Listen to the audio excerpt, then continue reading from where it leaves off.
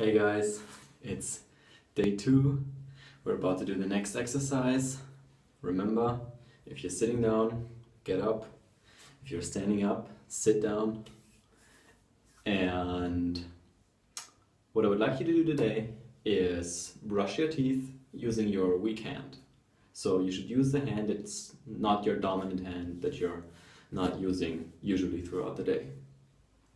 And as you can see, I'm already kind of in my sleeping gear. My hair is already messed up. I'm about to go to bed. And yet, you can still do something to leave your comfort zone a little bit, even if it's late at night and you've had a long day. And so this is a small thing that you can do. Brush your teeth with your weak hand. Now, I'll do it for a little bit and then I'll explain. I'm right-handed, so I'm going to use my left hand today. Get some toothpaste.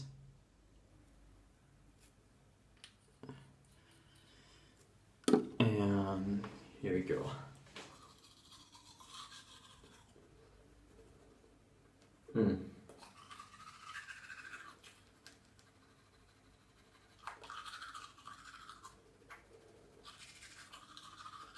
It's kind of awkward because I can't reach the parts that I usually like, the front, like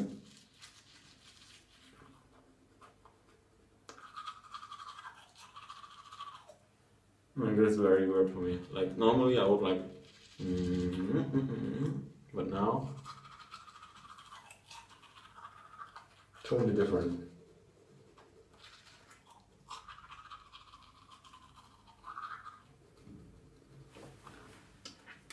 All right.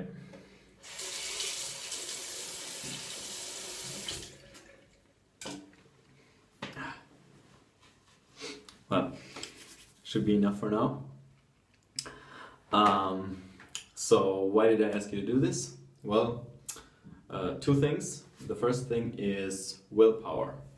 Now, there's a guy named Roy Baumeister, and he's a social psychologist. He's at Case Western Reserve University, I think, and he researches the topic of willpower. And back in the 90s, he did an experiment with cookies and radish. He put participants in a room that was smelling of freshly baked chocolate cookies, which was awesome. And the participants were already anticipating the cookies, and some of them got the cookies, but some of them didn't. They got to eat radish or radishes. And after that, he let them make it, take a test.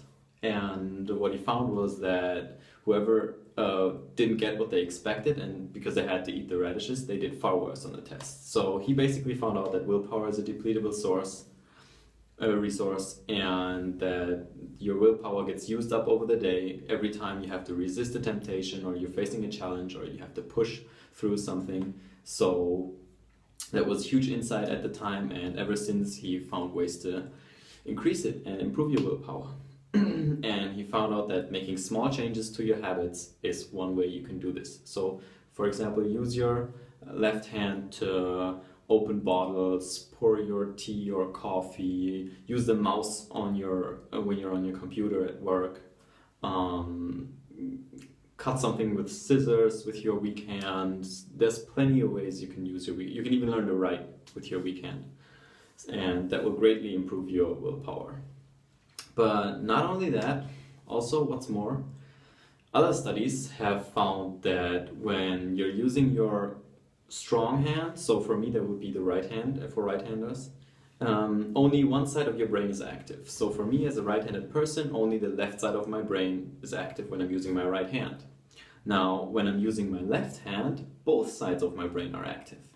That means that more connections and more new neurons are formed that connect the two sides of my brain. So when I'm using my left hand, I'm encouraging neurons to be built, and I'm strengthening my neural system. And in this way, since I also use the other side of my brain, the side that's not used as much gets activated and actively has to work, which will make you more creative as well. Yeah, especially since for right-handed people, the left side is the rational side, and the right side will then also start to work. So, which is your creative side, and it's useful for arts and music and anything that requires you to be like skilled with your hands. So in this way, you can also boost your creativity and thus be able to think more quickly on your feet. So I hope you like this trick. You can also do other stuff with your left hand. Doesn't have to be brushing your teeth.